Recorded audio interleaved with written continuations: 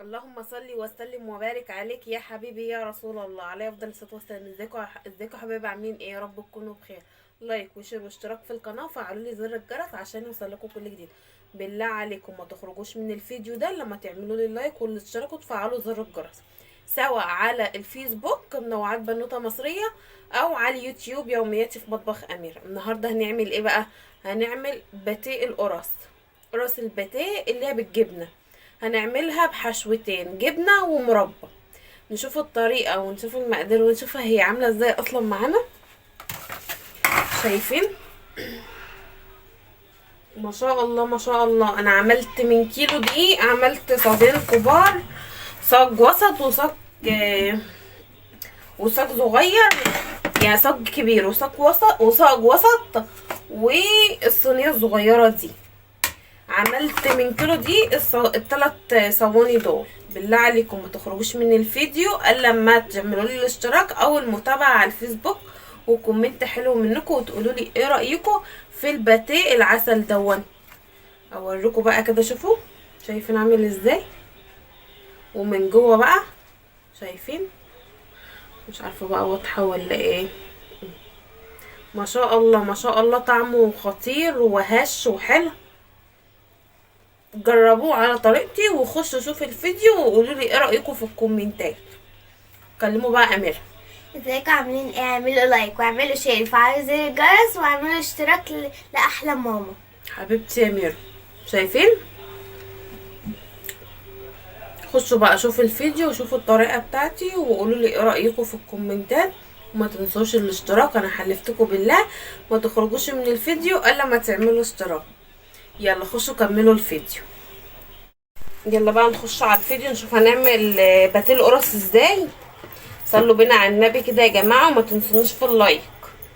معانا اول حاجه كوبايه ميه دافيه، تمام كده.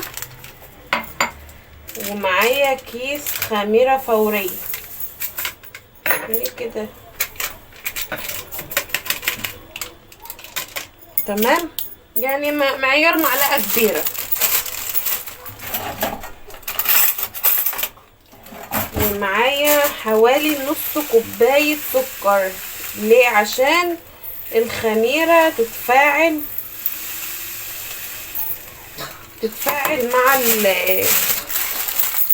مع الميه والسكر. نقلب بقى الكلام ده كله مع بعضه.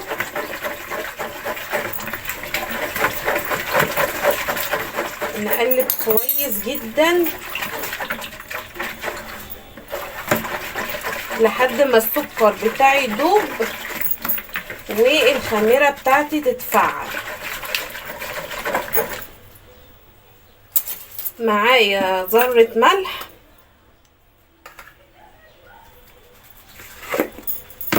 ومعايا صلصه حسب بقى ما انتي عايزه لون العجينه. انا حطيت معلقتين كبار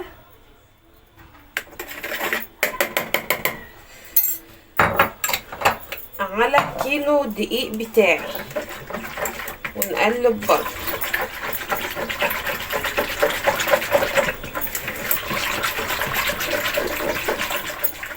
تمام. معايا بيكنج باودر او محسن كيك انتي وراحتك، تبع ما انتي عايزه تحطي. انا هحط الكيس كله ونقلب.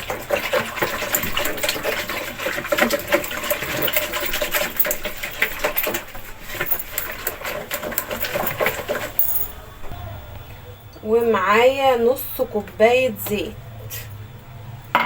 تمام كده. ومعايا حوالي نص كوبايه سمنه.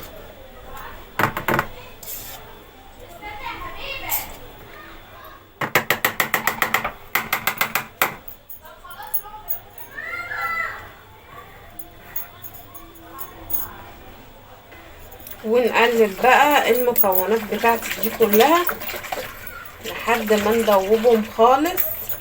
خميره والميه الدافيه وذرة الملح ونص كوباية سكر، ونقلب، ومعلقتين صلصة ونقلب، وبيكنج باودر ونقلب، والزيت والسمنة ونقلب.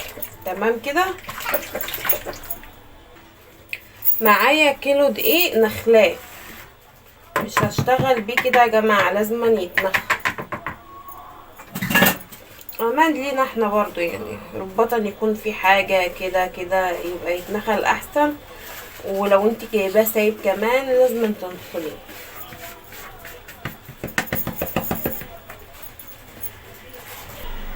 نقلب بقى العجينة عشان نعجن. بسم الله، صلوا بينا على النبي كده يا جماعة، ومتنسونيش باللايكات وكومنت حلو منكم، تصلوا بينا على النبي عليه افضل الصلاة والسلام. الوصفة دي يا جماعة احسن من بتاعة الفران بكتير، والله العظيم احسن منها بكتير. هنشوف اهو، هنشوف النتيجة مع بعض. شايفين؟ بس كده بقى ايه، احنا هنعجن حسب احتياج العجين. هنشوفها عايزة مية قد ايه وهنشتغل.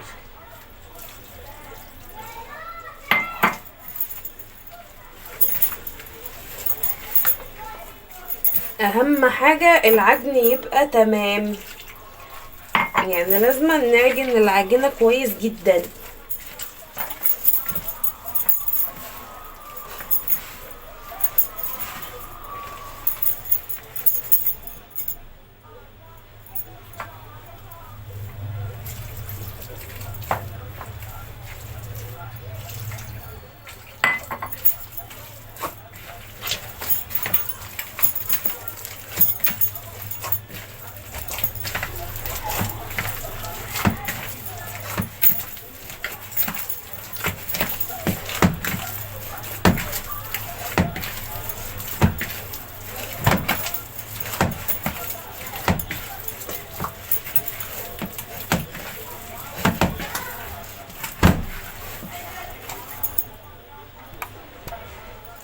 هفضل اعجن فيها لحد ما ايدي تنضف من العجين،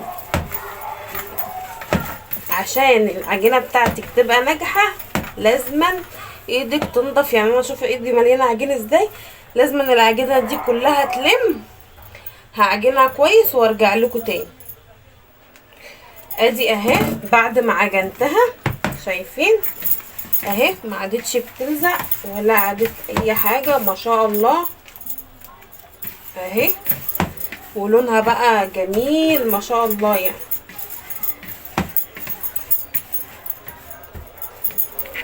اهي هنغطيها بقى بالاسترتش لحد ما تخمر. انا مش مستعجله عليها لان هي لازم تخمر، وهنخمرها تاني بعد ما نقرصها.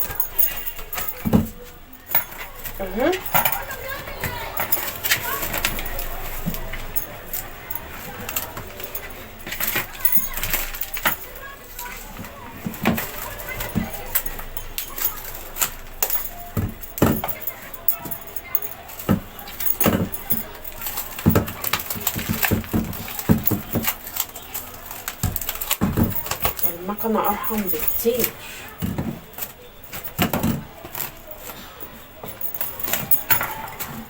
اهي هسيبها بقى تخمر كويس في مكان دافي، وهكون مسخنه الفرن بتاعي علشان احط الصاج على طول. هسيبها تخمر وهشغل الفرن بتاعي يسخن على بال ما تخمر ونقرص. يكون الفرن بتاعي ايه درجة حرارته علت عشان ما تاخدش وقت في الفرن كتير. يلا استنوني. معايا هنا اهو صاجين دهنتهم زيت وهركنهم بقى على جنب لحد ما نخلص. نشوف هنعمل ايه.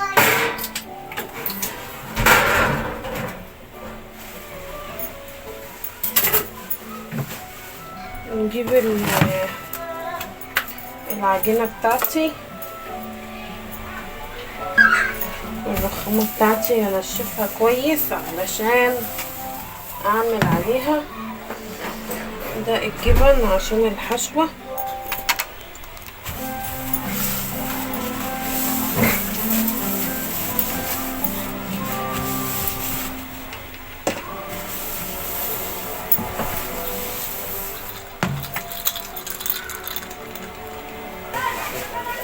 دي اهو قسمنا حته اهي خدناها.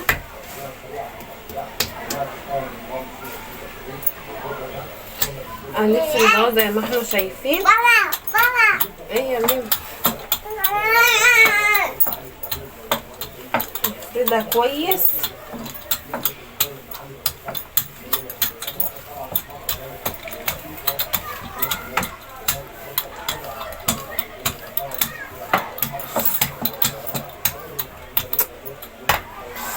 انا فرشه في الارضيه على الرخامه حبه دقيق كده عشان العجينه ما تلزقش في الرخامه.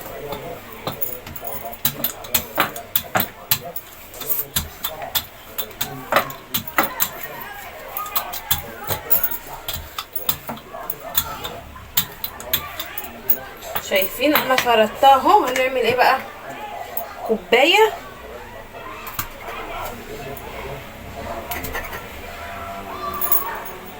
عندك قطعه بقى اللي هي المدوره دي مفيش مشكله، مفيش زي كده بالكوبايه.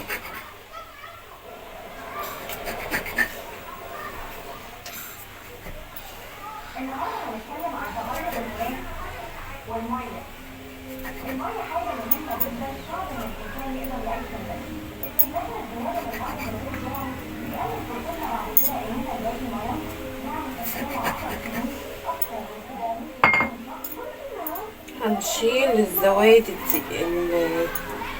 العجينة دي اهي ونحطها في بقية العجين هنا اهو. نبدأ بقى نحشي الحشوة بتاعتنا اللي انت عايزة تحشي بيه بقى احشيه، بس هو عامة باتيه الجبنة. انا هعمل حشوتين، حشوة مربى وحشوة جبنة.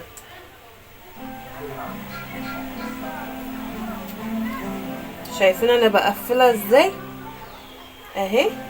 بقوم عامله دي كده ودي كده واهي.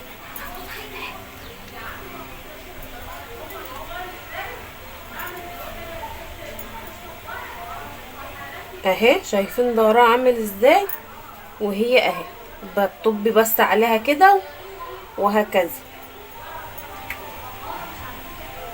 ادي واحدة تانية. صلوا بينا على النبي كده يا جماعة في الكومنتات وقولوا لي رأيكم، ويا رب الطريقة بتاعتي تعجبكم. اهي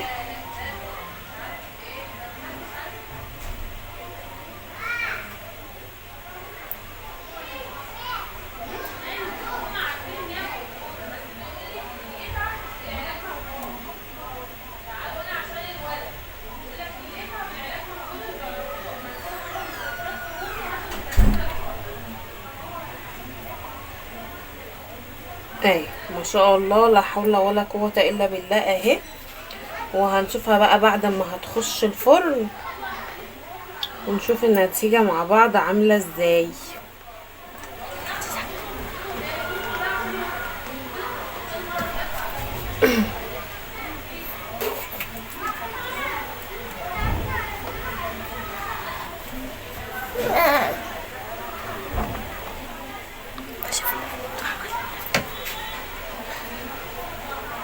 اهي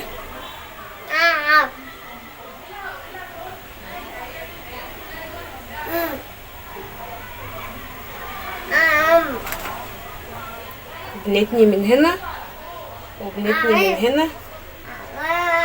زي ما احنا شايفين العجينة جميلة ما شاء الله، طرية وحلوة.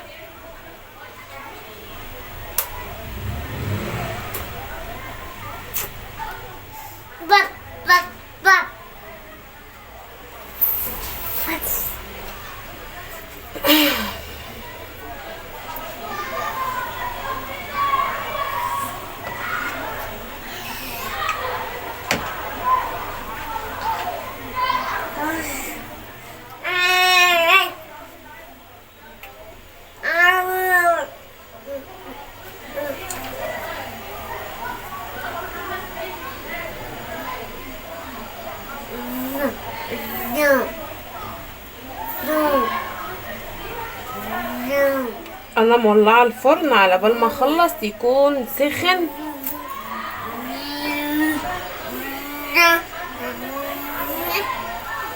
انا بشد العجينه بقى بايدي كده، لو حسيت ان هي صغيره بشدها بايدي.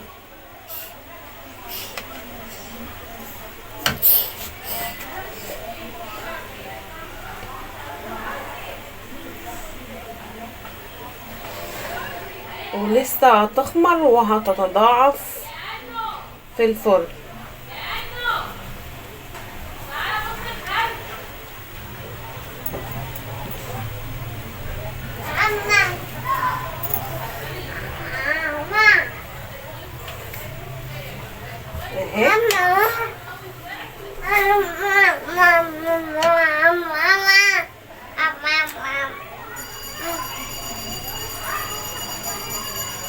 تقفلها بقى على بعضها زي القطايف. زي بصوا هي طريقتها زي طريقة القطايف.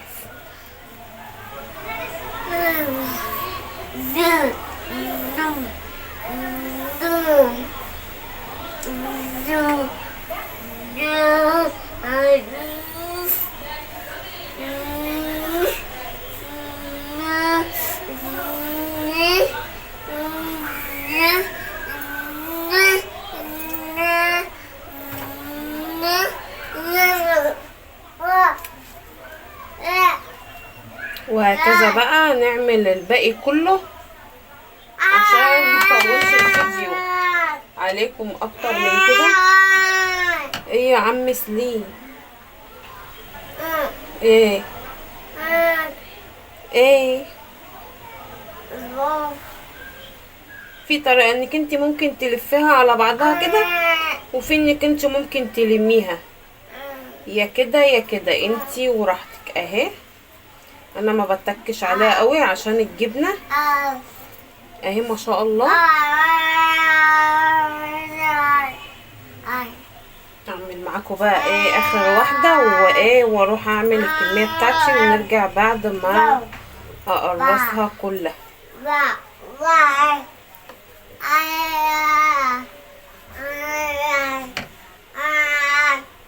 اهي ممكن تلفيها كده، وممكن تضميها على بعض زي القطايف انتي وراحتك. دي طريقة ودي طريقة. سليم مالك؟ اروح اخلص بقى الطريقة بتاعتي كلها وارجع لكم. وهنا بقى بعد ما خلصنا عمال الباتيه علشان ندهنه، معايا بيضة وباكو فانيليا ومعلقة خل، ونقلب المكونات دي مع بعض.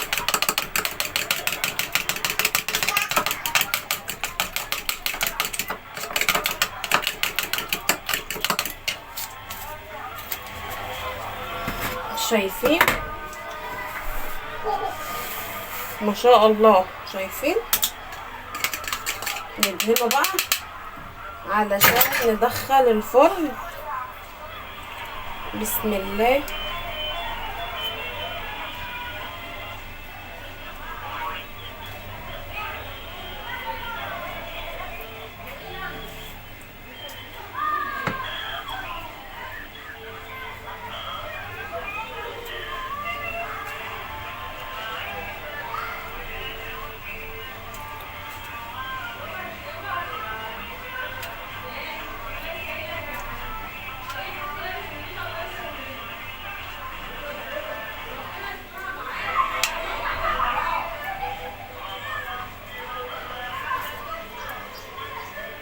ندهنها كلها،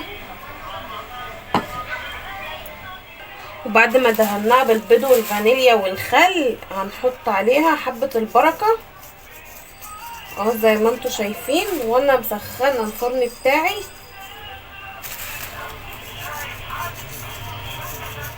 هحطها على الرف الوسطاني ومش 10 دقايق واشغل الشوايه.